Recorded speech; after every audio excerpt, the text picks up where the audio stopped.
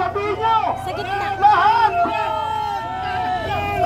sa dami ng vloggers na yan, sa dami ng cellphone na yan, call them, ask them, beg with them, to come tonight here at EDSA, and this will be the moment that we have been waiting for. This is the moment that will inspire the dead people power. Okay, sumama mo, Patria. Magandang gabi, Pilipinas! Mi amor, Patria, Pilipinas! Bisaya na ko! Ano ito bumalikas? Mga pisteng yawa! Wala sa gobyerno! Paminaw! Takyo ninyo! May mauli dire o di mo mga awa dira kay perwisyo kaayo mo sa nasod.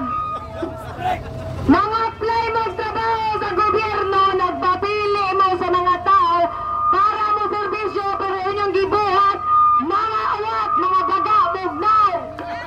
Are you fucking poor and disabled that you have to steal from the actual poor people? The audacity! Mga yawa mo! Tanganay mo dira! Kaya mo'y gamit! Inyurang gipasiratan! Inyurang gipaantos! Ang mga tao!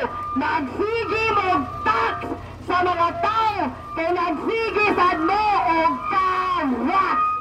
Mga buwan! Mga yawa! Mga walay itlog!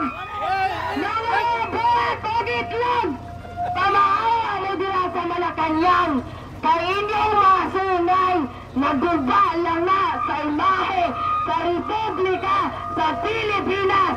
Now, to our dear policemen, to our dear SWAT officers, to our dear Armed Forces of the Philippines, sir, hindi po kami pulubi sa sito.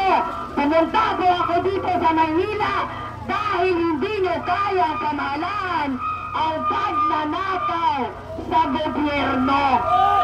Ako ay naparito sa Maynila dahil hindi nyo kaya panabain, hindi nyo kayang panagutin ang mga magnanakaw na harap-harapan nagnanakaw sa kaban ng bayan.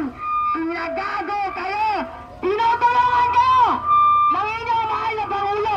Pinapadami niya ang mga adik, mga putang ina! Kaya kung ako sa inyo, patulungan niyo kami dyan! Padayon namin ang mga balay nila! Kaya among sa balay! Among tax ang gibalit ang mga balay! Padayon namin! Kaya magluto may corn beef!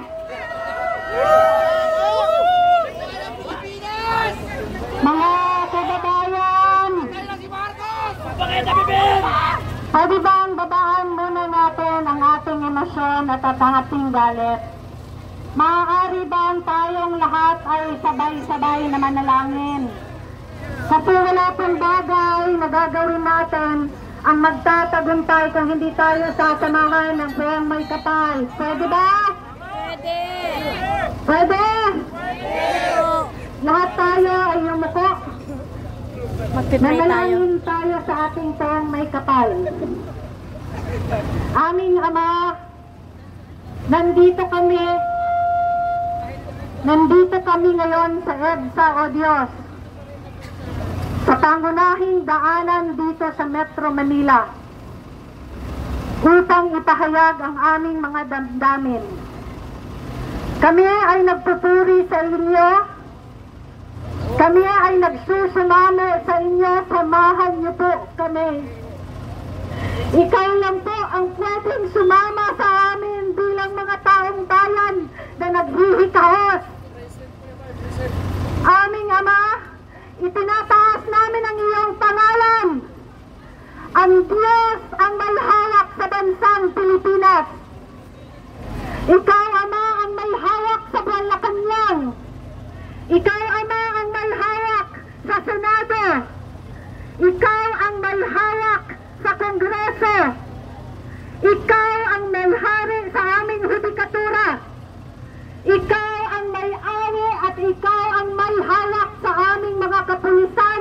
mga militar. Lahat kaming mga nandito, O Diyos, ay binigyan mo ng buhay.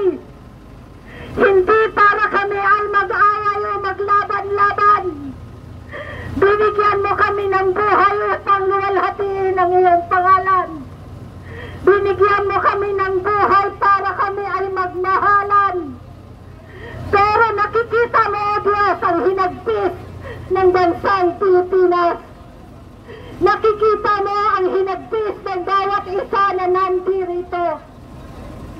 Sa gabing ito, O Diyos, inaalay namin ang aming mga sarili. Tingnan mo ang aming mga puso. Pagkos bigyan mo ng pagmamahal ang aming mga puso. Lalong-lalo na ang mga kapulisan na nandito kasama namin. Ipadala mo sa kanila, O Diyos, ang kasakitan ng puso ng mamamayang Pilipino. Ipaintindi niya sa mga kapulisan, O Diyos, na hindi kami pumunta dito para manggulo sa bansa. Pagkos pumunta kami dito para maiayos ang bansang Pilipinas. Holy Spirit, we ask you, surround this place with your presence. We rebuke the spirit of violence. We rebuke the spirit of rebellion. We rebuke the spirit of those who are ordering for anybody who is here to be imprisoned in the name of Jesus. Wala pong mabibilanggo na kahit isa sa mga nandarito ngayon. Dalangin namin, O Diyos, na hinok, samahan mo kami sa araw na ito. Let the victory belong to you, O God. Let the victory belong to you, Father. Hindi sa amin, hindi sa kahit sinang grupo, hindi sa kahit sinang tao, kundi ang pangalan mo ang maluluwalhati sa araw na ito. Nandito kami, O Diyos, umiiyak sa'yo dahil kailangan namin ng tulong. Kailangan namin ng iyong habag para sa bansang Pilipinas. Father, you see the suffering of the Filipino people. Father, you see, Father God, kung paano kami ninakawan ng aming mga leader, O Diyos. Ikaw ang nakakakita sa lahat ng puso ng aming mga leaders. Pinabawi namin, O Diyos, ang otoridad na galing sa iyo, ibigay na sa taong bayan, hindi sa ilang tao lamang. Father, we are asking for your grace and your mercy. Inspire this place with your Holy Spirit. Let the angels surround this place in the name of Jesus. Tawagin mo ang lahat ng mamamayang Pilipino na naghihinagpis ngayon. Gisingin mo sila, ipagpasama mo sila dito sa amin upang mabawi namin ang otoridad galing sa mga nagnanakaw at galing sa mga abusado. Father, let your glory be known over the Philippines. Ayaw namin, O Diyos, na kahit isang patak ng dugo ay merong dumanak. Kung kaya't ikaw ang aming pinatarag sa gabing ito. Fill everybody who is here, O Lord, with your protection, even the policemen and the military who are around here. Let them be true protectors of the people, O Lord. Huwag mo silang hayaan na madiktahan ni Satanas na meron silang saktan o meron silang ikulong. Dahil lahat kanina nandito ay nais lamang bawiin ang otoridad na dapat para sa taong bayan. Father, we ask for your favor and for your grace. We ask that you forgive us as Filipino people sa aming pagkukulang sa iyo.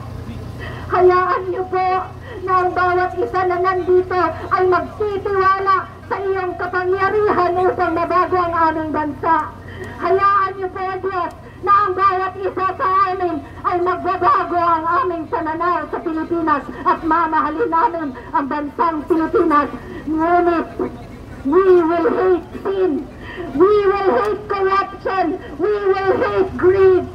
dahil ito ang nagpapasuka sa iyo. Father, we are asking for your grace. Lord, right now, let your angels surround this place. We are calling, Father God, for your angels and your Holy Spirit to surround this place. Father, in the name of Jesus, I speak upon our policemen and our military men. Let them be with the people, O Lord God. Let them hear the cry of the heart of the Filipino people. And let them see that we want peace and we want progress.